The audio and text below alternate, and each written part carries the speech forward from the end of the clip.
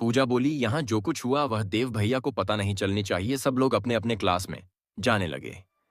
तभी रोहित पूजा को रोक लिया और बोला, पूजा मैं तुमसे कुछ कहना चाहता हूँ।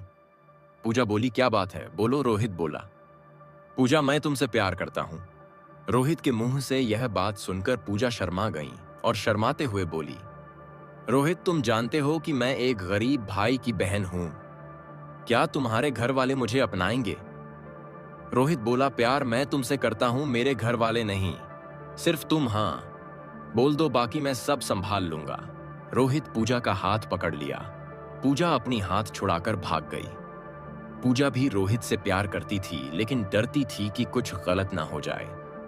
उस दिन रोहित का हाथ पकड़ना पूजा रात भर रोहित के ख्यालों में खोई रही। इधर रोहित का भी हाल वैसा ही था। दोनों एक दूसरे के ख्यालों में खोए हुए थे। रोहित रात भर सोया नहीं। इधर दूसरे दिन सुबह सुबह राजू की मां जब राजू को खाना खाने को बोली तो राजू खाने से इनकार कर दिया और बोला, मैं इस घर के किसी भी चीज से मतलब नहीं रखना चाहता हूं। राजू की मां देखती रही और राजू वहां से चला गया। राजू अपनी मां से नफरत करने लगा था, क्योंकि राजू की मां पूजा और देव से नफरत करती थी।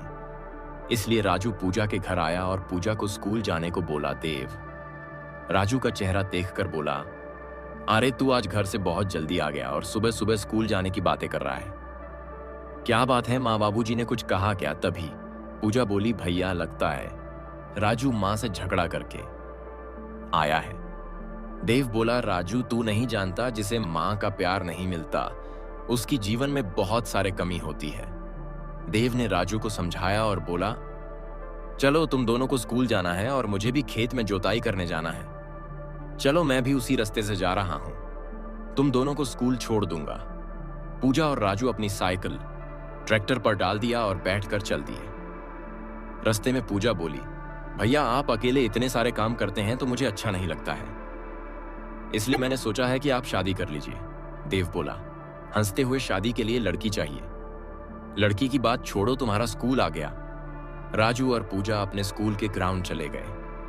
देव भी अपने खेतों की ओर चला गया। इधर हर रोज की तरह लफंगे लोग पूजा को सिटी मारकर अपने पास बुला रहे थे, लेकिन पूजा नहीं आई तो वे लोग खुद पूजा के पास आ गए और पूजा की हाथ पकड़ लिया और बोला, तुम बहुत भाव खा रही हो। वे लोग पूजा के साथ बदतमीजी कर रहे थे। इधर रास्ते पूजा के खाना ट्रैक्टर पर छूट जाने की वजह से देव को स्कूल आना पड़ा। पूजा और राजू के साथ ये सब देखकर देव ने जो तहलका मचाया। दोस्तों, मैं और मेरा भैया कहानी का पार्ट 9 है।